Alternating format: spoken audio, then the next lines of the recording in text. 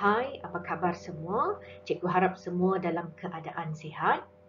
Apa yang kita nak belajar pada hari ini?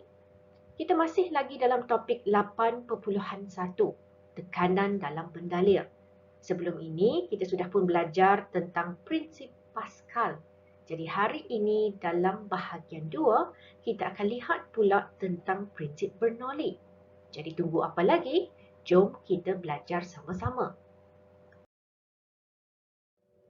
Untuk topik ini, kita perlu hubung kait antara hal laju pendalir dengan tekanan. Ingat ya, pendalir di sini merujuk kepada cecair dan juga gas. Jadi apakah hubungan antara hal laju pendalir dengan tekanan? Mengikut prinsip Bernoulli, pendalir yang bergerak dengan hal laju tinggi akan menghasilkan tekanan yang lebih rendah pada kawasan tersebut.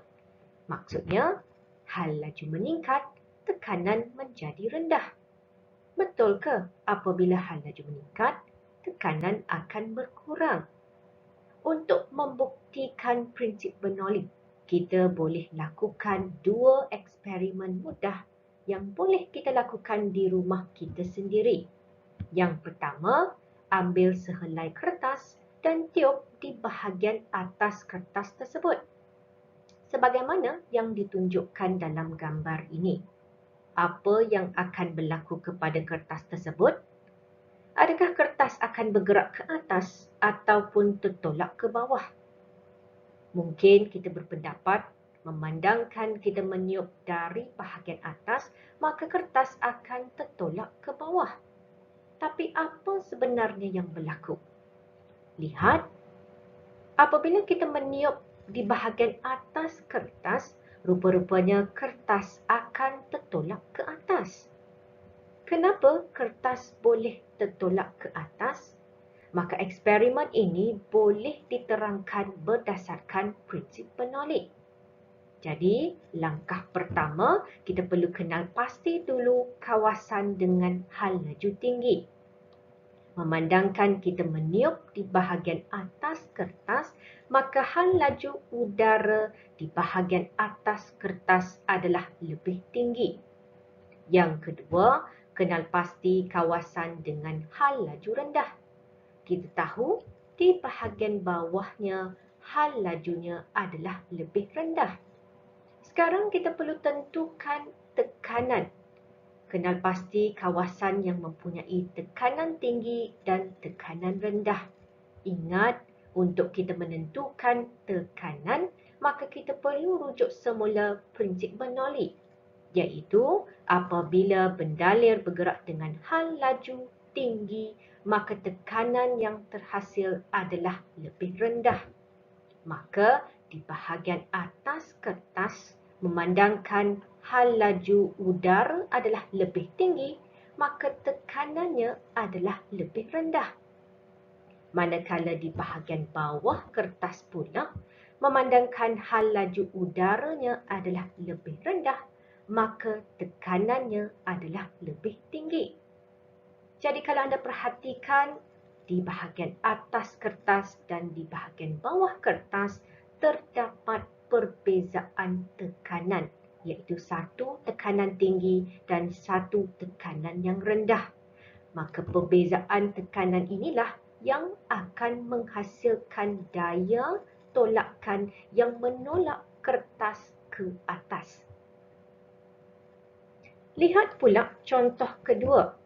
Ini juga merupakan eksperimen mudah yang anda boleh lakukan di rumah. Ikat dua belon berhampiran antara satu sama lain, pastikan ada ruang di tengah-tengah.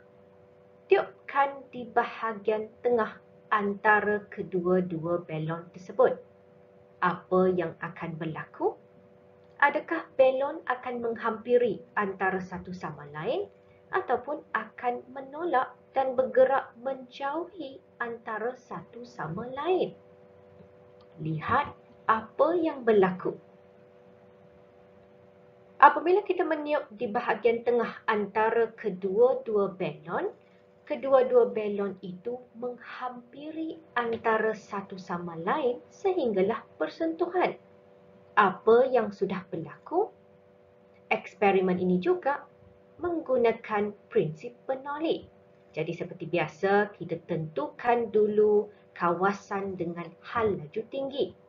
Memandang kita meniup di bahagian tengah antara kedua-dua belon, maka hal laju di bahagian tengah adalah lebih tinggi. Manakala hal laju udara di sebelah kiri dan kanan belon adalah lebih rendah. Sekarang kita perlu tentukan tekanan yang lebih rendah dan tekanan yang lebih tinggi. Kawasan mana yang mempunyai tekanan yang rendah dan tinggi? Untuk itu, rujuk semula prinsip Bernoulli. Bendalir yang bergerak dengan hal laju tinggi akan menghasilkan tekanan yang lebih rendah pada kawasan tersebut. Ini bermaksud memandangkan di bahagian tengah antara kedua-dua belon mempunyai hal laju udara yang lebih tinggi, maka kawasan ini mempunyai tekanan yang lebih rendah. Manakala di bahagian kiri dan kanan belon memandangkan hal laju udaranya adalah rendah, maka tekanannya adalah lebih tinggi. Ini akan menyebabkan perbezaan tekanan antara bahagian tengah dengan bahagian kiri dan kanan belon. Maka perbezaan tekanan inilah yang akan menghasilkan daya tolakan yang akan menolak belon untuk menghampiri satu sama lain. Jadi kedua-dua eksperimen ini membuktikan prinsip Bernoulli bahawa apabila hal laju bendalir meningkat, maka tekanannya akan berkurang. Di makmal, kita boleh lakukan satu aktiviti mudah untuk membuktikan prinsip Bernoulli. Ini merupakan tiub yang mempunyai diameter yang seragam. Kita isikan tiub ini dengan air dan tutup di sebelah kiri dan kanan tiub. Apa yang akan berlaku kepada aras air di A, B dan C? Ingat, memandangkan bendalir ini tidak bergerak, maka tekanan dalam air adalah sama di A, B dan juga C. Maka air akan ditolak melalui tiub ke atas dan kesemuanya akan mempunyai aras yang sama. Sekarang kita biarkan air mengalir dari kiri ke kanan tiub. Ingat ya, bendalir sama ada cecair maupun gas akan sentiasa bergerak dari kawasan tekanan tinggi ke kawasan tekanan rendah. Bermaksud sekarang di tiub A, air mempunyai tekanan yang paling tinggi. Dan apabila ianya mengalir melalui B, tekanannya semakin berkurang dan di C, tekanannya adalah paling rendah. Apa yang berlaku kepada aras air dalam tiub? Memandangkan di A, tekanan airnya adalah paling tinggi, maka air dapat ditolak naik ke aras yang paling tinggi. Di B, memandangkan tekanan sudah berkurang, maka air dapat ditolak naik ke atas tetapi arasnya adalah lebih rendah berbanding A. Dan akhir sekali di C, memandangkan tekanan airnya adalah paling rendah berbanding A dan B, maka aras air dalam tiub juga adalah paling rendah. Untuk membuktikan prinsip Bernoulli, kita boleh menggunakan tiub Venturi. Apa itu tiub Venturi? Tiub Venturi merupakan tiub tidak seragam dengan bahagian tengah yang lebih sempit. Jadi sekali lagi, kita alirkan air dari kiri ke kanan tiub. Ingat, air maupun gas akan sentiasa bergerak dari kawasan bertekanan tinggi ke kawasan bertekanan rendah. Jadi sekali lagi, tekanan air di A adalah paling tinggi. Tapi apa pula yang berlaku di B? Sekarang kawasan ini sudah menjadi sempit. Apabila pendalir mula mengalir, hal laju pendalir di B adalah lebih tinggi berbanding hal laju pendalir di A dan C. Dalam erti kata yang lain, hal laju air di B adalah paling tinggi. Kenapa? Mengikut prinsip Bernoulli, apabila pendalir melalui kawasan yang sempit, hal laju pendalir akan meningkat. Dan memandangkan di B hal lajunya adalah paling tinggi, bermaksud tekanan di kawasan tersebut adalah yang paling rendah. Jadi apa yang akan berlaku kepada aras air di tiub A, B dan C? Di A, tekanan air yang paling tinggi akan menolak air naik ke atas pada aras yang paling tinggi. Tetapi di B, ingat memandangkan ini merupakan kawasan yang sempit dan air bergerak pada hal laju yang paling tinggi, maka tekanan di kawasan B adalah paling rendah. Maka aras air di B adalah paling rendah. Di C pula, tekanannya yang rendah akan menyebabkan air naik ke aras yang lebih rendah berbanding A tetapi lebih tinggi berbanding B. Semakin sempit bahagian tiub venturi, semakin rendah tekanan dalam bendalir yang melalui bahagian sempit ini. Dan inilah yang dikenali sebagai kesan venturi.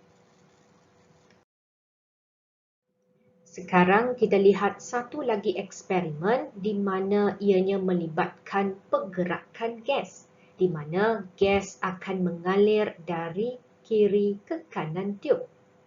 Ingat, apa-apa pendalir sama ada gas maupun cecair akan sentiasa bergerak dari kawasan bertekanan tinggi ke kawasan bertekanan rendah. Jadi bagaimana ini akan mempengaruhi aras air dalam tiub A, B dan C? Kita perlu ingat bahawa terdapat tekanan atmosfera yang bertindak ke atas air yang akan menolak air naik melalui tiub A, B dan C. Cuma adakah aras airnya adalah sama atau berbeza? Memandangkan gas bergerak dari kawasan bertekanan tinggi ke kawasan bertekanan rendah.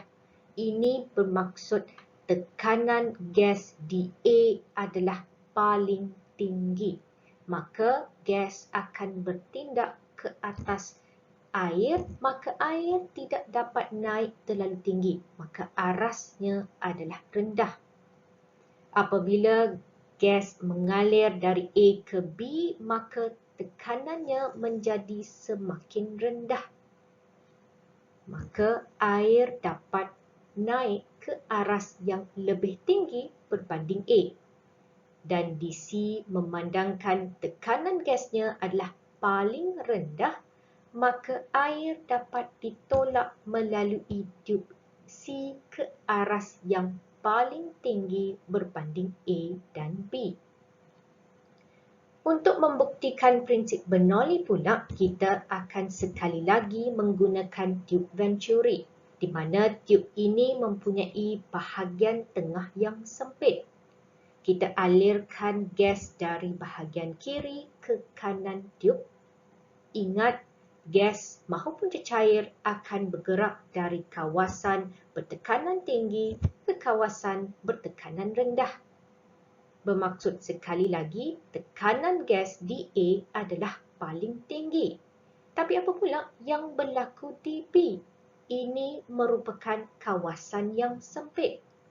Mengikut Bernoulli, apabila bendalir sama ada cecair ataupun gas melalui kawasan yang sempit, hal laju bendalir akan meningkat dan seterusnya menyebabkan tekanan di kawasan tersebut berkurang.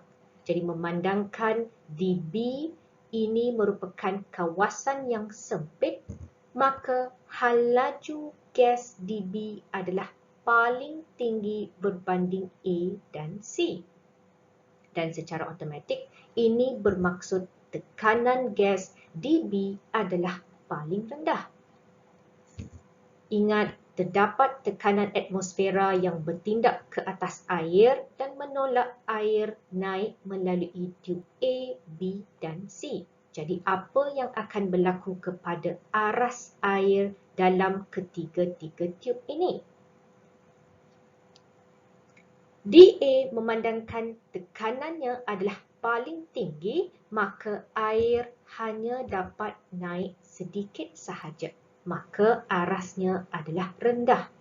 Tetapi lihat di B, memandangkan ini merupakan kawasan yang sempit, maka tekanan di B adalah paling rendah. Maka tekanan atmosfera dapat menolak air ke aras yang paling tinggi. Di C pula aras airnya adalah lebih tinggi berbanding A tetapi lebih rendah berbanding B. Apakah aplikasi prinsip Bernoulli dalam kehidupan harian? Yang pertama ialah sayap kapal terbang. Tahukah anda bahawa sayap kapal terbang berbentuk aerofoil? Jadi apakah keistimewaan bentuk aerofoil? Bentuk aerofoil membolehkan aliran udara di bahagian atas adalah lebih laju, manakala di bahagian bawahnya adalah lebih perlahan. Ingat, mengikut prinsip Bernoulli, apabila hal laju meningkat, secara automatik tekanan di kawasan itu juga akan menjadi rendah. Maka tekanan di bahagian atas sayap adalah lebih rendah, manakala tekanan di bahagian bawah sayap adalah lebih tinggi.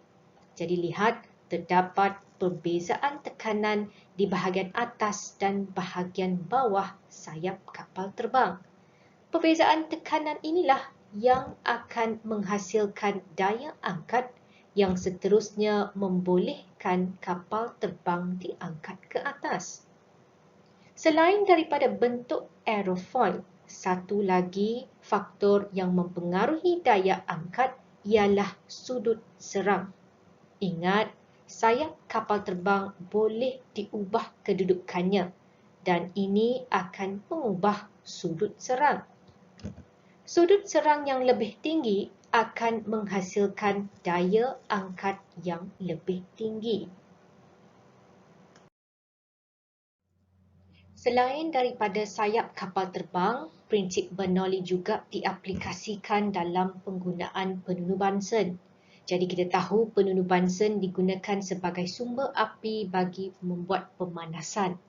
Apabila gas yang terdapat di bawah dialirkan ke tube di atas, maka gas ini mempunyai hal laju yang lebih tinggi. Dan kita tahu, mengikut prinsip Bernoulli, apabila pendalir bergerak dengan hal laju tinggi, maka tekanan di kawasan itu akan menjadi lebih rendah. Pada masa yang sama, hal laju udara di luar adalah lebih rendah, maka tekanan udara adalah lebih tinggi. Perbezaan tekanan yang wujud inilah yang menyebabkan udara disedut masuk ke dalam lubang udara. Maka campuran udara dan gas ini akan menghasilkan pembakaran yang lengkap. Selain penunu Bunsen, helikopter dan drone juga mengaplikasikan prinsip Bernoulli untuk membolehkannya naik ke atas. Rotor atau bilah kipas apabila berputar akan menyebabkan aliran udara di bahagian atas mempunyai hal laju yang lebih tinggi, bermaksud tekanannya adalah lebih rendah. Pada masa yang sama, di bahagian bawah bilah kipas pula, hal laju udara adalah lebih rendah, manakala tekanannya adalah lebih tinggi. Ini akan menyebabkan perbezaan tekanan yang seterusnya menghasilkan daya angkat. Prinsip Bernoulli juga diambil kira dalam aspek keselamatan. Biasakah anda menaiki kereta api? Jika biasa, anda mesti tahu bahawa semasa menunggu ketibaan kereta api, anda perlu menunggu di belakang garisan keselamatan. Kenapa? Ini adalah kerana kawasan di antara kereta api yang sedang bergerak laju dengan individu yang sedang berdiri berdekatan mempunyai aliran udara yang berhalaju tinggi dan tekanan udara yang rendah. Manakala halaju udara berjauhan daripada kawasan ini adalah rendah, maka tekanannya adalah lebih tinggi. Terdapat perbezaan tekanan dan tekanan inilah yang akan menghasilkan daya tolakan yang boleh menyebabkan individu itu tertolak ke arah kereta api yang sedang bergerak. Jadi sangat penting untuk anda berdiri di belakang garisan keselamatan. Begitu juga apabila anda menaiki motosikal. Sekiranya anda berada di sebelah kenderaan berat yang sedang bergerak laju, maka aliran udara antara kenderaan berat dengan motosikal juga mempunyai hal laju yang tinggi dan tekanan yang rendah. Manakala di tempat lain, hal laju udaranya adalah lebih rendah dan tekanannya adalah lebih tinggi. Perbezaan tekanan ini juga akan menghasilkan daya tolakan dan kita rasa seolah-olah tertarik ke arah kenderaan berat seperti lori. Jadi penting untuk kita mengekalkan jarak yang selamat antara kenderaan yang kita naiki dengan kenderaan berat yang lain. Akhir sekali, lihat gambar yang ditunjukkan di bawah. Pernahkah keadaan ini terjadi kepada anda? Kenapa ya? Situasi ini juga boleh diterangkan dengan menggunakan prinsip Bernoulli. Bagaimana proses ini berlaku? Kenapa payung boleh terbalik? Apabila berlaku angin yang kencang, bermaksud di bahagian atas payung, aliran udara adalah pada hal laju yang tinggi. Dan mengikut prinsip Bernoulli, apabila hal laju tinggi, tekanannya akan menjadi rendah. Di bahagian bawah payung pula, hal laju udara adalah lebih rendah, bermaksud tekanannya adalah lebih tinggi. Perbezaan tekanan inilah yang akan menghasilkan daya dan menolak payung ke atas dan menyebabkan payung terbalik.